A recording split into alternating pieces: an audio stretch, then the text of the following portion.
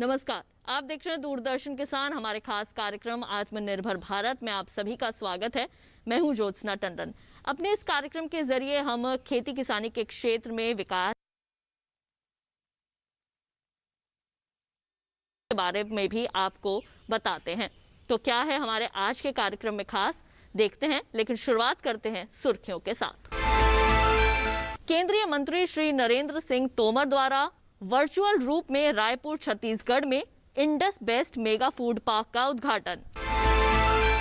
खाद्य एवं सार्वजनिक वितरण विभाग द्वारा खाद्यान्न वितरण की प्रगति के बारे में जानकारी साझा। YouTube पर अब आप देख सकते हैं पूसा समाचार। गेहूं की खरीद पिछले वर्ष की कुल खरीद की तुलना में 5.44% की बढ़ोतरी। और अब आइए देखते हैं समाचार विस्तार से। केंद्रीय कृषि मंत्री श्री नरेंद्र सिंह तोमर जी ने वर्चुअल रूप से रायपुर छत्तीसगढ़ में Indus best mega food park का उद्घाटन किया। आइए देखते हैं ये खास रिपोर्ट।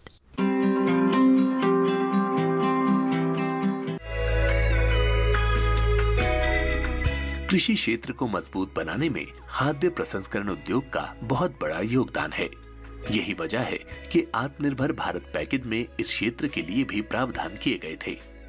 छत्तीसगढ़ के रायपुर में खुलने वाला Indus best mega food park प्रसंस्करण क्षेत्र को प्रोत्साहित करने का काम करेगा। उम्मीद है कि इस पार्क से 25,000 किसान लाभान्वित होंगे। 63.8 एकड़ जमीन पर फैले इस पार्क पर 145.5 करोड़ रुपए की लागत आई है। कोरोना महामारी के दौरान केंद्रीय कृषि मंत्री नरेंद्र सिंह तोमर ने इसका उद्घाटन वर्चुअल रूप में किया। उद्घाटन के मौके पर छत्तीसगढ़ के मुख्यमंत्री भूपेश बघेल और केंद्रीय खाद्य प्रसंस्करण राज्य मंत्री रामेश्वर तेली भी मौजूद थे। तोमर ने कहा कि मेगा फूड पार्क मूल्यवर्धन, कृषि उत्पादों के लिए लंबी शेल्फ लाइफ और किसानों के लिए बेहतर मूल्य के अलावा उत्कृष्ट भंडारण की सुविधा सुनिश्चित करेगा। साथ ही किसानों के लिए वैकल्पिक बाजार भी प्रदान करेगा। केंद्रीय कृषि मंत्री का कहना था कि पार्क में खाद्य प्रसंस्करण के लिए लगाई गई आधुनिक अवसंरचना से प्रसंस्कर्ताओं के अलावा छत्तीसगढ़ और आसपास के क्षेत्रों में रहने वाले उपभोक्ताओं को काफी लाभ पहुंचेगा। तोमर ने कहा कि सरकार भारत में उद्यम शुरू करने के इच्छुक निवेशकों को सहज, पारदर्शी और सरल वातावरण प्रदान करने का संकल्प लेकर काम कर रही है। साथ ही सरकार ने भारत को एक लचीली खाद्य अर्थव्यवस्था और विश्व की खाद्य फैक्ट्री बनाने के लिए खाद्य प्रसंस्करण को आत्मनिर्भर भारत का प्रमुख क्षेत्र बनाया है। Indus best mega food park अत्याधुनिक अवसंरचना और विकसित प्रसंस्करण सुविधाओं से लैस है। ऐसी सुविधाएं जो कृषि उत्पादों की बर्बादी को कम करके मूल्य वर्धन को सुनिश्चित करेंगी। ये पार्क किसानों और स्वयं सहायता समूहों के साथ साथ सूक्ष्म उद्यमियों को प्लग एंड ऑपरेट आधार पर प्रसंस्करण संचालन और पार्क के जल ग्रहण क्षेत्र में रोजगार के बड़े अवसर प्रदान करेगा और छत्तीसगढ़ में अधिक निवेश लाने में मददगार होगा। खाद्य प्रसंस्करण उद्योग मंत्रालय प्रसंस्करण क्षेत्र को बढ़ावा देने पर फोकस कर रहा है ताकि कृषि क्षेत्र तेजी से बढ़े और किसान की आय को दोगुना करने में मदद मिले। बहुत सी फसलें जल्द खराब हो जाती हैं, इससे किसानों का बड़ा नुकसान होता है। केंद्र सरकार जल्द खराब होने वाले उत्पादों को प्रसंस्करण से जोड़ रही है। इस क्षेत्र को बढ़ावा देने के लिए खाद्य प्रसंस्करण उद्योग मंत्रालय देश में मेगा फूड पार्क योजना लागू कर रहा है। भारत सरकार प्रति मेगा फूड पार्क परियोजना पर 50 करोड़ रुपए तक की वित्तीय सहायता प्रदान करती है। किसान की फसल की उत्पादन अच्छी हो, उसकी उत्पादकता बढ़े और उसके उत्पादन का प्रोसेसिंग हो सके, पैकेजिंग हो सके, लेबलिंग हो सके, उसको वाजिब दाम मिल सके।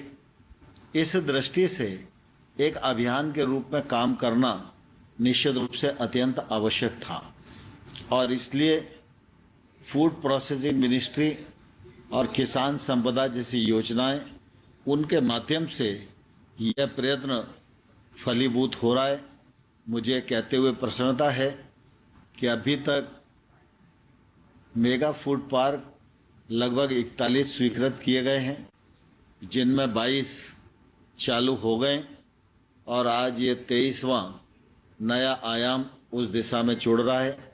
मिनी फूड पार्क की दिशा में भी काम कर रहे हैं और जैसा रामेश्वर तेली जी ने बताया कि सूक्ष्म खाद्य प्रसंस्करण जो आत्मनिर्भर पैकेज के अंतर्गत प्रधानमंत्री जी ने 10,000 करोड़ रुपए का प्रावधान किया है फूड प्रोसेसिंग के लिए, इसका लाभ निश्चित रूप से छत्तीसगढ़ के लोगों को ज़्यादा मिल सकता है, क्योंकि छत्तीसगढ़ में हमारे जनजाति बहनें काफ़ी बड़ी संख्या में हैं, सेल्फ हेल्प ग्रुप का आंदोलन बड़ी संख्या में है, और ग्रामीण क्षेत्र कितना ही पिछड़ा हो, लेकिन मुझे देखकर प्रसन्नता होती है कि छत्तीसगढ़ में जागरूकता भी बहुत बढ़ रही है और स्व सहायता समूहों का काम भी अच्छा बढ़ रहा है।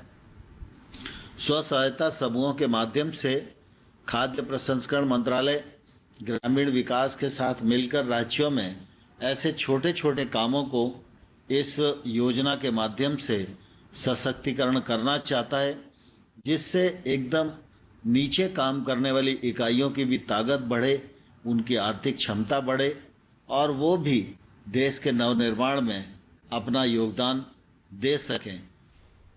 खाद्य एवं सार्वजनिक वितरण विभाग ने PMGKAY 3 और one nation one ration card के अंतर्गत खाद्य वितरण प्रगति के बारे में जानकारी दी। आइए दिखाते हैं इस पर आपको एक खास रिपोर्ट।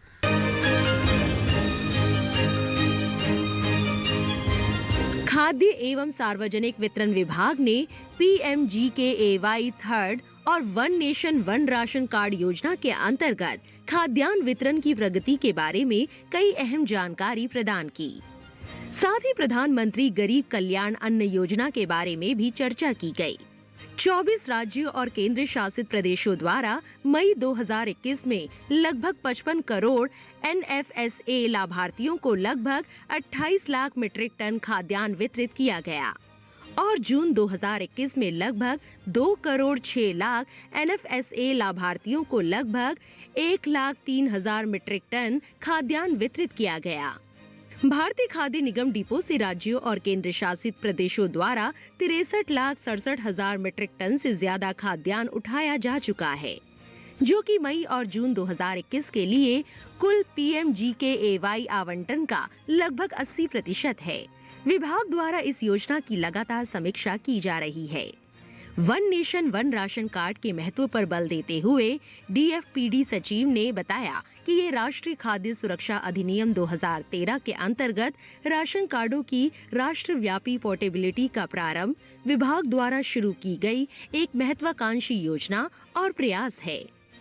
सभी राज्यों और केंद्र शासित प्रदेशों में कुल 27 करोड़ 8 लाख पोर्टेबिलिटी ट्रांजैक्शन हुए हैं, जिनमें से लगभग 19 करोड़ 8 लाख पोर्टेबिलिटी ट्रांजैक्शन कोविड-19 अवधि के दौरान दर्ज किए गए हैं। आगे DFPD सचिव ने कहा कि अंतर्राष्ट्रीय बाजार में खाद्य तेल की कीमतों में पहले से ही कमी आनी शुरू हो चुकी है और मांग में 15 से 20% की कमी आई है। खाद्य तेल की कीमतों में लगातार गिरावट जारी है और ये प्रवृत्ति अंतर्राष्ट्रीय बाजार में भी दिखाई दे रही है। सरकार प्रत्येक सप्ताह स्थिति की समीक्षा कर रही है। और इसी के साथ हमारे खास कार्यक्रम आत्मनिर्भर भारत में वक्त हो चला है एक छोटे से ब्रेक का। जल्द लौटेंगे वापस अन्य जानकारियों के साथ। आप देखते रहिए दूरदर्शन किसान।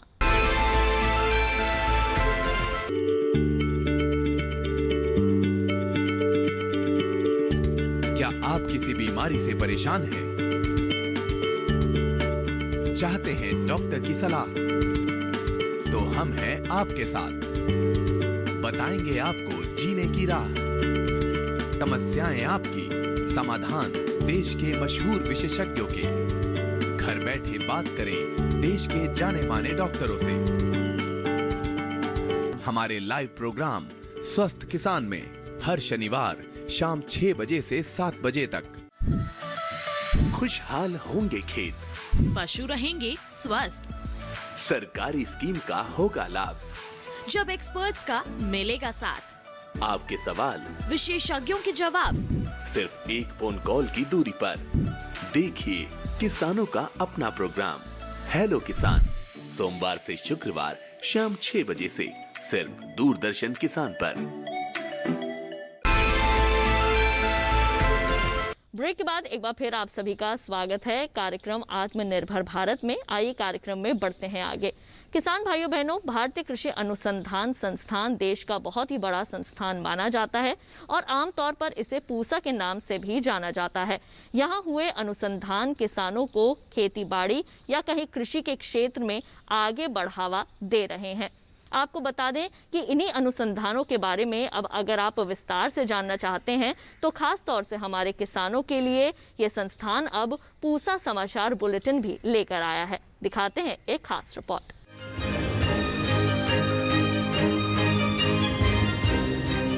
भारतीय कृषि अनुसंधान संस्थान यानी पूसा मुख्य रूप से कृषि अनुसंधान, कृषि शिक्षा और प्रसार सेवाओं से जुड़ा है। साथ ही देश की आजीविका और पोषण सुरक्षा के मामले में भी पूसा की विशेष भूमिका रही है। यही वजह है कि हरित क्रांति में पूसा ने एक तरह से आधार स्तंभ की भूमिका निभाई थी। अपनी क्रांतिकारी जानकारियों और उपलब्धियों को किसानों तक पहुंचाने के लिए संस्थान सोशल मीडिया और दूसरे डिजिटल माध्यमों का सहारा ले रहा है। YouTube पर उसका अपना कृषि चैनल भी है। इसी चैनल पर हर शनिवार को शाम 7 बजे कृषि बुलेटिन पूसा समाचार प्रसारित किया जा रहा है। इसमें किसानों को कृषि क्षेत्र की उन्नत तकनीकियों, नवाचारों, कृषि सलाह और मौसम पूर्वानुमान की जानकारी दी जा रही है। किसानों के अलावा ग्रामीण युवा, कृषि कार्यों से जुड़ी महिलाएं, कृषि में शिक्षा प्राप्त कर रहे छात्र और प्रसार सेवाओं में लगे लोग भी इसका लाभ ले सकते हैं। हिंदी के अलावा तमिल, तेलुगु, कन्नड़, उड़िया और बंगाली जैसी 5 क्षेत्रीय भाषाओं में भी हर 15 दिन में ये बुलेटिन प्रसारित किया जा रहा है। आप भी IARI के YouTube चैनल को सब्सक्राइब जरूर करें। हॉर्टिकल्चर क्लस्टर डेवलपमेंट प्रोग्राम में कृषि एवं किसान कल्याण मंत्रालय के कृषि आयुक्त ने क्या कुछ कहा, आइए जानते हैं। नेशनल हॉर्टिकल्चर बोर्ड को हम लोगों ने इसलिए इसकी पहचान की है, हम ये चाहते हैं कि जो हाई टेक हॉर्टिकल्चर है, जो नई तकनीक वाली हाई टेक सिस्टम है, वो आगे आए। वो हाई टेक सिस्टम की बात करेंगे तो उसमें प्रोटेक्टेड कल्टीवेशन है, जिसमें संरक्षित खेती की बात करते हैं। संरक्षित खेती को बढ़ावा मिले, इंफ्रास्ट्रक्चर को बढ़ावा मिले। तो नेशनल हॉर्टिकल्चर बोर्ड में अपनी आप में एक स्ट्रेंथ है और उसकी योजना इस ढंग से बनाई गई है कि हम नई तकनीक को आगे कैसे ले जाएं, जिससे कि हमारा ना केवल प्रोडक्शन बढ़े, ना केवल क्वालिटी बढ़े, साथ साथ में जो पोस्ट हार्वेस्ट लॉसेज हमारे होते हैं, जिसमें करीब करीब जो आकलन किया गया 6 से लेकर के 16% तक के जो हमारे नुकसान हो जाता है फसलों को, अगर हम उसको बचा लेते हैं, जो कटाई के बाद नुकसान होता है, तो एक प्रकार से वो आपका अधिक उत्पादन ही है। अगर आपने बचा लिया तो वो अधिक उत्पादन है, अधिक आमदनी में जो है वो एक तरह से योगदान करेगा। तो उसको मद्देनजर रखते हुए कोल्ड स्टोरेज और पूरी जो कोल्ड चेन है उसको बढ़ावा जो है हम लोग नेशनल हॉर्टिकल्चर बोर्ड के माध्यम से देते हैं। और कोल्ड चेन जो पूरी है, जिसको हम लोग इंटीग्रेटेड कोल्ड चेन बोलते हैं, जिसमें पैकेजिंग भी आती है, जिसमें कोल्ड रूम भी आता है, साथ में पैक हाउस भी होता है, ट्रांसपोर्ट, रिफर वैन, ये सब जो है इंटीग्रेटेड कोल्ड चेन का हिस्सा है, जिसमें कोल्ड स्टोरेज जो है लास्ट में आता है, ग्रेडिंग, सॉर्टिंग और ये जो यूनिट है वो सब जो है उसका हिस्सा है। तो इस तरह से जो एक पूरी जो चेन है उसको जो है हम लोग नेशनल हॉर्टिकल्चर बोर्ड के माध्यम से जो है बढ़ावा देना चाहते हैं, हाई टेक हॉर्टिकल्चर सिस्टम को बढ़ावा देना चाहते हैं। इसीलिए हम लोगों ने नेशनल हॉर्टिकल्चर बोर्ड की पहचान की है और उसके माध्यम से जो ये हॉर्टिकल्चर क्लस्टर डेवलपमेंट प्रोग्राम है उसको हम लोग और आगे ले जाना चाहते हैं। गेहूं की खरीद पिछले वर्ष की कुल खरीद की तुलना में 5.44% की बढ़ोतरी। आइए देखते हैं इस विशेष रिपोर्ट में।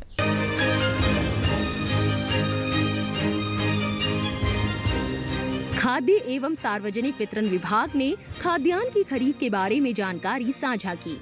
जानकारी देते हुए विभाग के सचिव ने बताया कि सभी खरीद एजेंसियों द्वारा किसानों के बैंक खाते में सीधे ऑनलाइन हस्तांतरण के लिए डिजिटल माध्यम को अपनाया गया है, जिससे किसानों को बिना किसी देरी और कटौती के एक राष्ट्र एक MSP एक DBT के तहत अपनी गेहूं की फसल की बिक्री का प्रत्यक्ष लाभ प्राप्त हो। पिछले वर्ष की कुल खरीद की तुलना में गेहूं की खरीद में 5.44% की बढ़ोतरी हुई। 44,43,000 किसान मौजूदा रबी विपणन सत्र में MSP मूल्यों पर हुए खरीद कार्यों से लाभान्वित हो चुके हैं और किसानों से 81,196 करोड़ 20 लाख रुपए की खरीद की गई है। मौजूदा खरीफ विपणन सत्र में लगभग 118,60,000 किसानों को पहले ही MSP मूल्य पर 1,50,990 करोड़ 91 लाख रुपए के खरीद कार्य से लाभान्वित किया जा चुका है। वर्तमान खरीफ 2020-21 में धान की खरीद इसकी बिक्री वाले राज्यों में सुचारू रूप से जारी है। और अब समय हो चला है एक और छोटे से ब्रेक का। जल्द लौटेंगे वापस, देखते रहिए दूरदर्शन के साथ।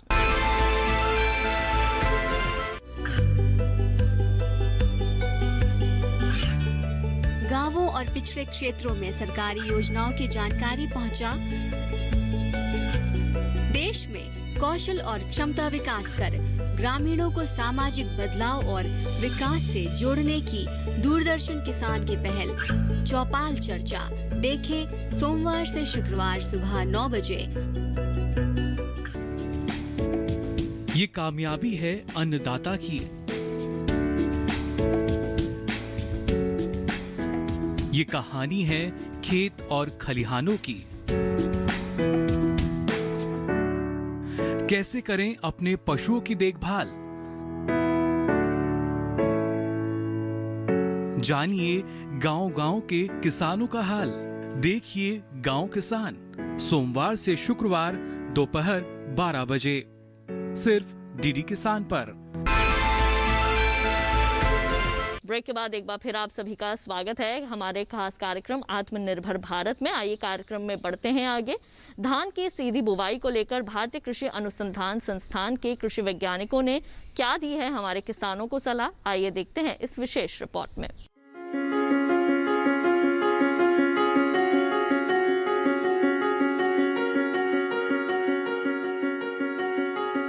जैसा कि आप जानते हैं, जब धान की खेती हम रोपाई विधि द्वारा करते हैं तो उसमें पानी काफ़ी लगता है। जब पहली बार हम रोपाई से पहले खेत की तैयारी कद्दू काट कर करते हैं तो उस समय करीब 15 लाख लीटर पानी 1 हेक्टेयर क्षेत्रफल में खेत की तैयारी के लिए लगता है। धान की सीधी बिजाई अगर करते हैं आप तो इस पानी की बचत की जा सकती है। उसी तरह से जो दूसरा फ़ायदा है सीधी बिजाई का, जो धान की रोपाई में 1 एकड़ में रोपाई के लिए कम से कम 2,500 से 3,000 रुपये प्रति एकड़ का खर्चा आपको आता है, उससे भी बचत हो सकती है। साथ ही साथ कद्दू काट कर खेत की तैयारी करने के लिए रोपाई के लिए आपको कई बार ट्रैक्टर चलाना पड़ता है, डीजल का खर्चा उसमें पड़ता है। तो वातावरण की दृष्टिकोण से भी धान की सीधी बिजाई काफ़ी अच्छी है और इसके बारे में मैं आपसे आज कुछ चर्चा करना चाहूँगा। अब धान की सीधी बिजाई करने के लिए क्या क्या हमें सावधानियाँ बरतनी चाहिए, पहले हम बात करेंगे किस्मों के बारे में। बासमती किस्मों की अगर बात करें तो उसमें पूसा बासमती 1509, पूसा बासमती 1121 और पूसा बासमती 1718, ये तीनों किस्में सीधी बिजाई के लिए बहुत उपयुक्त पाई गई हैं। ये मैं बहुत सारे किसानों के अनुभव के आधार पर कह रहा हूँ और यहाँ तक कि मैं आपको विश्वास दिलाता हूँ कि इन किस्मों की पैदावार रोपाई करने के बाद जो पैदावार प्राप्त होती है तकरीबन उसके बराबर आती है, पैदावार में कोई कमी नहीं आती है। अब जो गैर बासमती किस्में हैं उसमें पंजाब कृषि विश्वविद्यालय द्वारा विकसित किस्म PR 126 काफ़ी प्रचलित है, जो करीब 125 से 130 दिन के अंदर पककर तैयार हो जाती है। ये भी सीधी बिजाई के लिए काफ़ी उपयुक्त पाई गई है। कैसे करते हैं धान की सीधी बिजाई? जिस प्रकार से आप गेहूं की बिजाई करते हैं उसी तरह से धान की सीधी बिजाई के लिए भी सीड ड्रिल विकसित किए गए हैं और उसमें एक सीड ड्रिल जिसको हम लकी सीड ड्रिल कहते हैं उसमें खरपतवार नाशी दवा की छिड़काव की व्यवस्था साथ के साथ की जाती है। इसके अतिरिक्त और भी सीड ड्रिल विकसित किए गए हैं जो धान की सीधी बिजाई के लिए उपयुक्त पाए जाते हैं और उनमें बीज के साथ साथ DAP के प्रयोग की भी सुविधा है। 1 एकड़ में धान की सीधी बिजाई के लिए करीब 7 से 8 किलोग्राम बीज लगता है और इसको बिजाई करने के लिए पहले आप खेत में पानी लगाएं। जैसे आपने गेहूं की कटाई करने के बाद रीपर चला करके उसके अंदर जो भी ठूंठ ठूंठ बचा था भूसा पूरा निकाल लिया, उसका जो है खेत में पानी भर करके जब बत्तर आ जाता है उसको जुताई कर दी। इसी तरह से इसको तरबतर विधि कहते हैं और जुताई करने के बाद आप लेजर लेवलिंग भी खेत की कर लें ताकि बाद में पानी लगाने में आपको दिक्कत नहीं आए। इसके बाद आप उसमें सीड ड्रिल के द्वारा बिजाई करें। करीब कतार से कतार की दूरी 22.5 सेंटीमीटर के आसपास होती है और 7 से 8 किलोग्राम बीज प्रति एकड़ लगता है। अब सबसे जो महत्वपूर्ण बात है धान की सीधी बिजाई में, इसके 3 प्रमुख दुश्मन होते हैं, एक तरह से मैं कहूँ, जो पैदावार को कम करते हैं, और इनको आपने अगर नियंत्रित कर लिया तब फिर आपको बहुत अच्छी पैदावार प्राप्त होगी। पहला दुश्मन जो है वो खरपतवार है। जैसा कि आप जानते हैं, इसमें सकरी पत्ती वाले, सावा कुल के, इसके अलावा जो है मोथा कुल के, चौड़ी पत्ती वाले बहुत सारे खरपतवार पाए जाते हैं, जैसा कि आप चित्र में देख रहे हैं, और ये धान के खेत में काफ़ी नुकसान करते हैं। तो इनके नियंत्रण के लिए हमको 2 बार खरपतवार नाशी दवाओं का प्रयोग करना पड़ता है। पहली बार तो बुआई के 72 घंटे के अंदर या बिजाई के साथ ही साथ पेंडिमिथिलिन नामक दवा, जो करीब 1200 मिलीलीटर दवा 250 लीटर पानी में घोल करके उसका हम छिड़काव करते हैं। तो इससे जो है ये एक प्री इमरजेंस वीडीसाइड के रूप में काम करता है। बहुत सारे खरपतवार का नियंत्रण इससे होता है।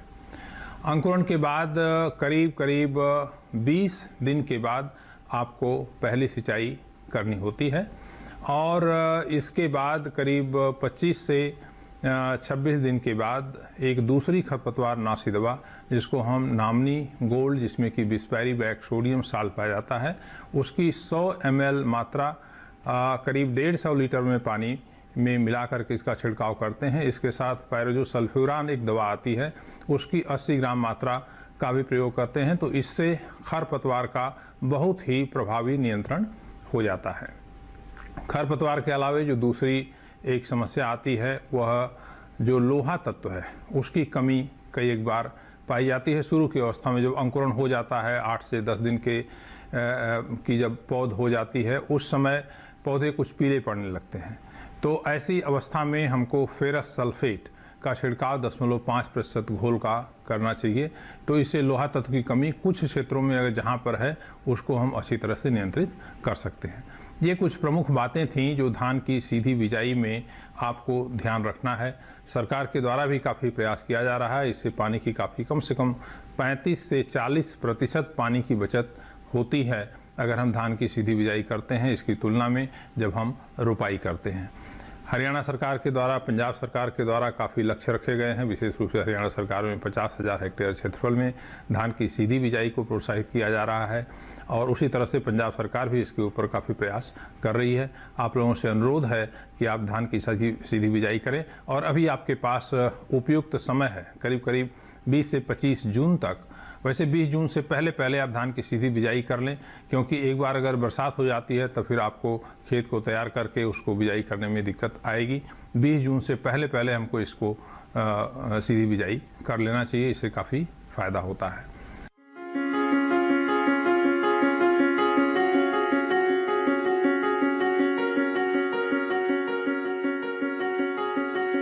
भारतीय मौसम विभाग ने आगे आने वाले कुछ दिनों में कैसा रहने वाला है मौसम का हाल, इसके बारे में जानकारी दी है अपने मौसम पूर्वानुमान में। तो आइए एक नजर डालते हैं विस्तार से इस मौसम पूर्वानुमान पर। हमारा जो दक्षिण पश्चिम मौसमी वायु जो साउथ वेस्ट मानसून है, आज जो है एक्टिव है केरला में, और फर्दर जो है एडवांस जो है कर्नाटक कवर किया है, और उसके साथ साथ केरला तो एंटायर केरला भी कवर हुआ है आज, क्योंकि बहुत अच्छा बारिश हुआ था केरला में सुबह कल 24 आवर्स टुडे 8:30 तक। इवन वेरी हैवी रेनफॉल भी है 6-7 डिस्ट्रिक्ट पर, अप टू 12 सेंटीमीटर। तो केरला भी कवर हुआ है कंप्लीट। उसके साथ साथ आंध्र प्रदेश का कुछ भाग और तमिलनाडु का और कुछ भाग, और बे ऑफ बंगाल का कुछ और फर्दर नॉर्थ। तो अभी जो लेटेस्ट है, अभी वो जो उत्तर जो लाइन बोलते हैं, नॉर्दर्न लिमिट ऑफ मानसून, अभी तक जो कर्नाटक का जो करवार कोस्ट का है वहाँ तक पहुँच चुका है। उसके साथ साथ हमारा जो कर्नाटक का जो अंदरूनी इलाका जैसे विजयनगर डिस्ट्रिक्ट तक है, और अनंतपुर है आंध्र प्रदेश का, और वेलोर है हमारा जो तमिलनाडु इलाका का। और अभी जो आगे जो मानसून का जो प्रोस्पेक्टिव है या फर्दर जो एडवांस हम कंडीशंस फेवरेबल दिए हैं, महाराष्ट्र का कुछ भाग हम दिए हैं आज। उसके साथ साथ कर्नाटक का ऑलमोस्ट पूरा कर्नाटक कवर होगा, और आंध्र प्रदेश का और कुछ हिस्सा, और तमिलनाडु का पूरा अंश। ये जो है अगले 2-3 दिन में कवर हो जाएगा।